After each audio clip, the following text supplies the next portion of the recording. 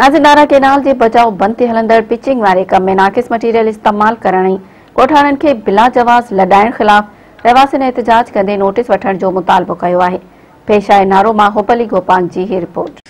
जी नाज़रीन, हिन वक्त असां काठोड़ भरसा नारा केनाल जे लेफ्ट बैंक ते बीठा आहियूं, जिते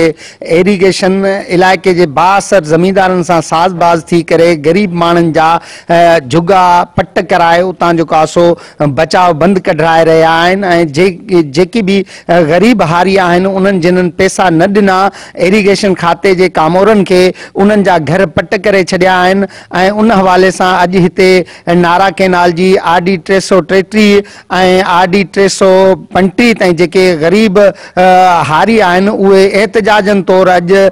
ॿाहिरि निकिरी आया आहिनि ऐं बंदि ते बीठा आहिनि, जिते उन्हनि जो इहो चवणु आहे त हिते इरीगेशन जा जेके कामोरा आहिनि ऐं हितां जा बाअसर जेके ज़मींदार आहिनि उहे साज़बाज़ थी करे हिकु त जेको बचाव बंदि आहे उनखे वॾो नुक़सानु पहुचायो, उनखे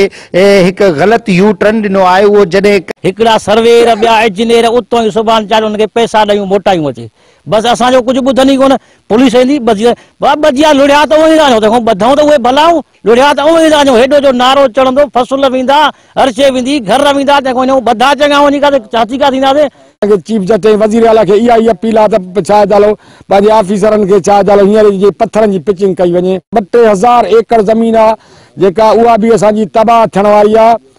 ऐं उन जे करे असांखे चीफ जस्टिस वज़ीर आला खे इहा ई अपील आहे त छा चालो पंहिंजे ऑफिसरनि खे छा चालो हींअर जे पत्थरनि जी पिचिंग कई वञे। साईं, असांजी गुज़ारिश आहे जेको आहे सो सुभाणे असां चाचड़ जेको आहे ठेकेदार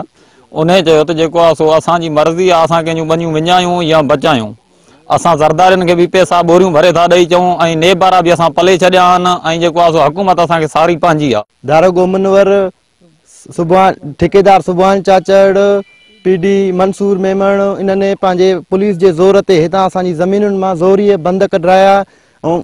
असांखे दॿा ॾेई ऐं असांखे चयूं त तव्हांखे FIR थींदियूं, ईअं थींदो, तव्हां हितां कढण जो संजी ज़मीन मां खाते जी ज़मीन मां 11 नंबर असांजा हितां खाई वियो आहे। सीधा वारो बंदि हलंदो, जेको हिकिड़ो सीधा कमु लाथो 3 किलोमीटर परे परे नारे खे बंदि ॾिना हुया, उनखां पोइ उहे बंदि ॾेई त उन्हनि ते हलंदासीं। हाणे असां वटां उहे ई बंदि बहाल थिया, अॻिते वञी हाणे 3 किलोमीटर पूरो तव्हां ॾिसंदव त उहे बंदि सीधा वारा ख़तमु थी विया, उते केटी वारो बंदि हलियो, नारे वटारो। एहतिजाज कंदड़नि जूं तव्हां ॻाल्हियूं ॿुधियूं। कैमरामैन साजिद सिंधी सां गॾु हुबली गोपांग, मेहरान TV।